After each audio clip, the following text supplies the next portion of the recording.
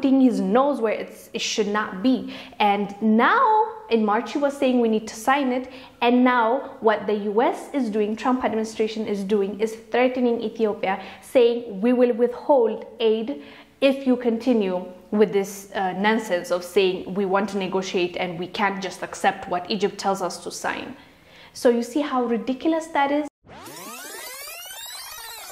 Hello fam, welcome to the African Diaspora News channel. I am Wongel Zelalem bringing you this report. Trump administration threatens withholding aid to Ethiopia. So the Trump administration decided to be on Egypt's corner. That is because Ethiopia and Egypt are in a dispute at the moment because of the dam that Ethiopia is building, which is GERD, which stands for Great Ethiopian Renaissance Dam. Ethiopia started building this dam in 2011 and it was funded by the people, and it's estimated to cost about $4 billion, and it's not even still done. So Ethiopia started this dam because of electricity shortage. Ethiopia is a third world country, and this dam will help elevate Ethiopia. More than 50 million people don't have access to electricity in a country where there is 110 million people. Over 50 million people not getting electricity is mind-boggling.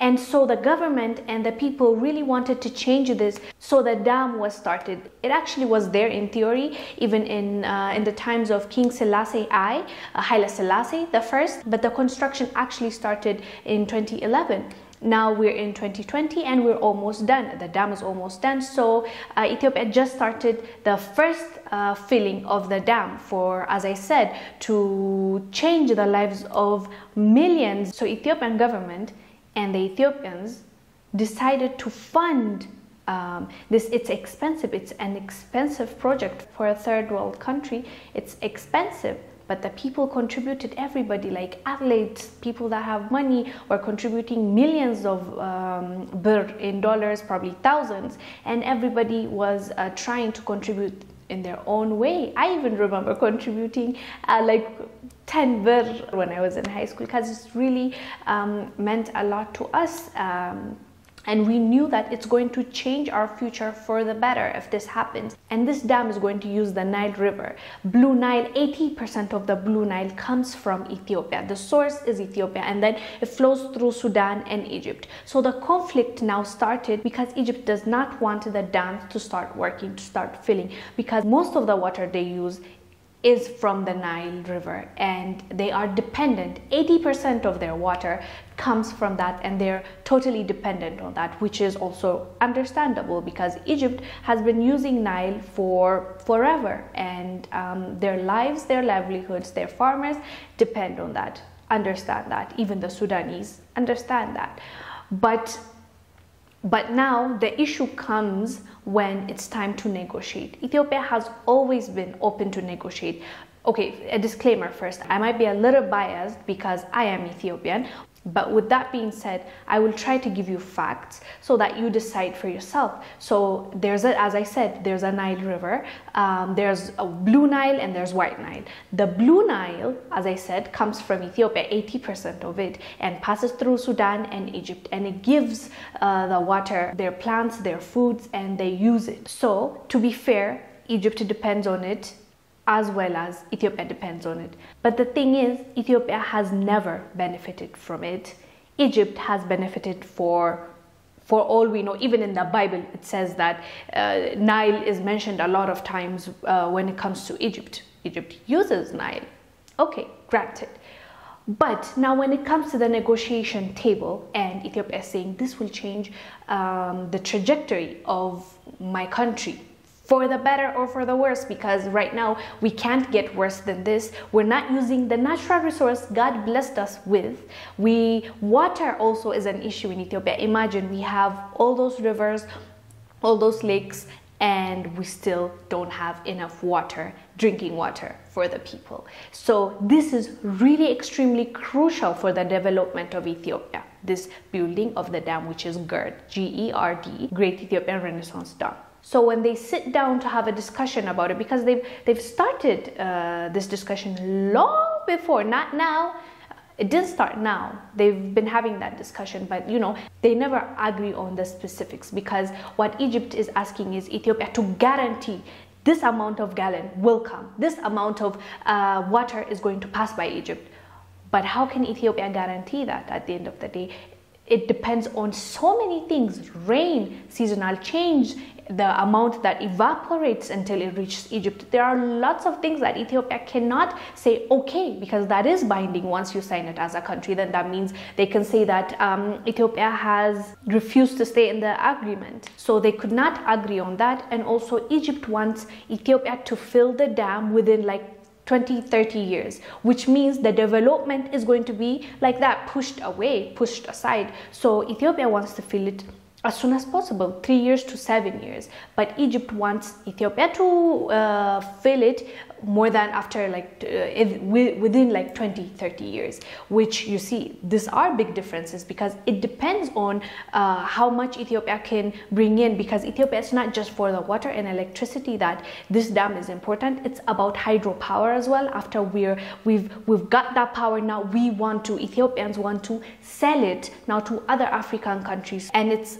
part of economical gain for Ethiopia that will get Ethiopia a lot of money. So as I said, economic and also well-being of the people depend on that dam, which I might add is located in Ethiopia, the river, but it does flow to Egypt.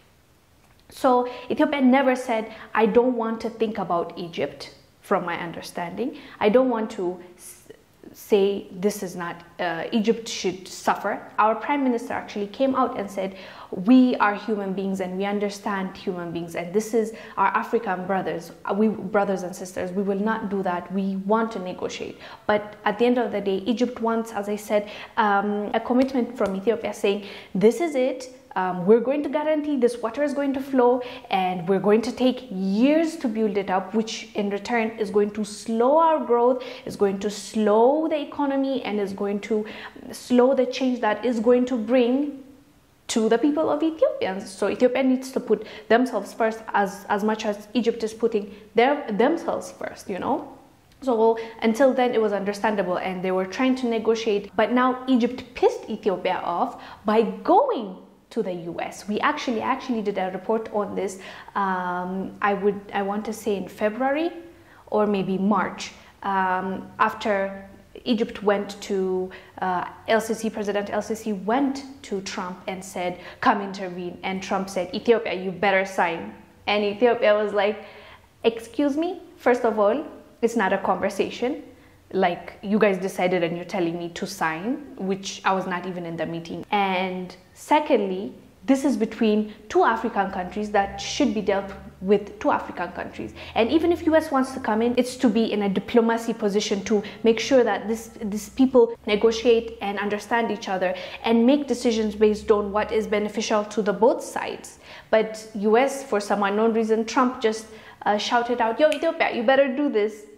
So that angered the Ethiopian government. So they're like, this is not going to happen. So now the other talk came when they had a conversation, a meeting with African Union. The African Union chairman right now is South Africa President Ramaphosa.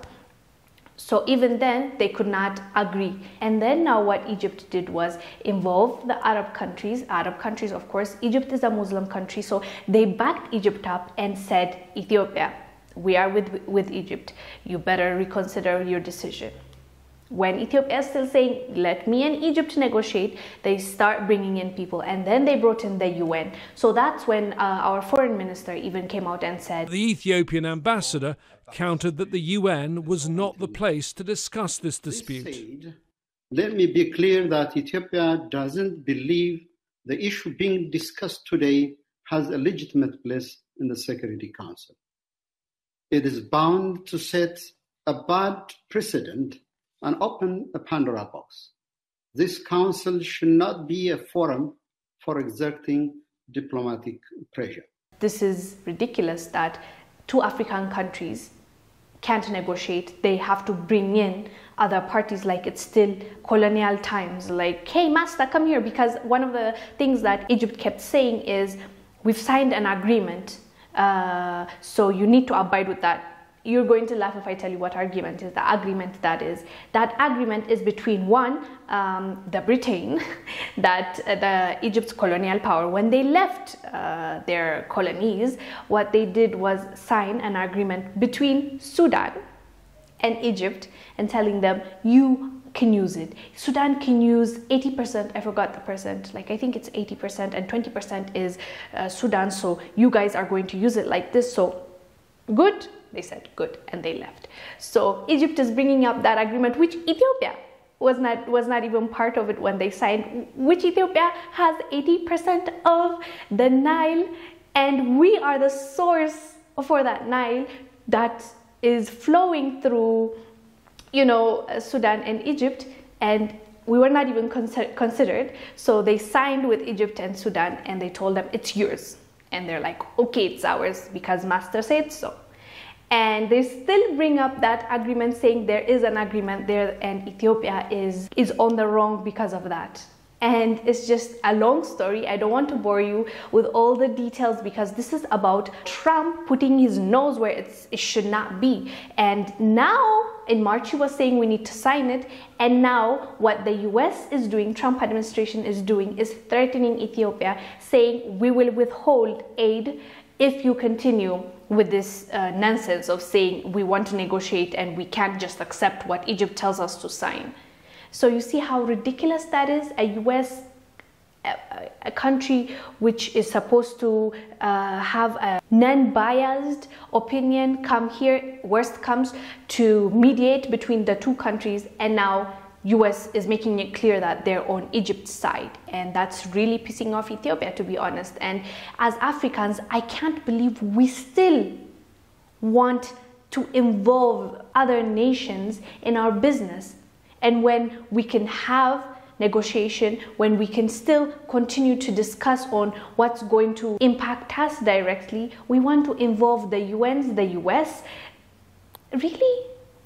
To be honest, I'm really disappointed that it came to this point where these countries are asking for help from outside as if they'll have the best interest for them, which, I mean, it's ridiculous to think that they will care for you more than your African brothers and sisters. But hey, that's the choice Egypt made. We'll see how far this will take Egypt or where they'll go with this, because in my opinion they should have just figured it out with African Union. For God's sake, they have an African Union. They're supposed to be there talking about this, trying to figure it out with their own union that we have for ourselves as Africans. African Union, it includes Egypt and Ethiopia. I really hope that they come to conclusion. But as for US saying this and being on Egypt's corner and telling Ethiopia we will withhold aid, I mean, yeah, it is going to be a huge blow for Ethiopia because, as I said, we're a third world country and we depend on aid, and that is precisely why we want to build this dam with our own money, with the people's and the government's money.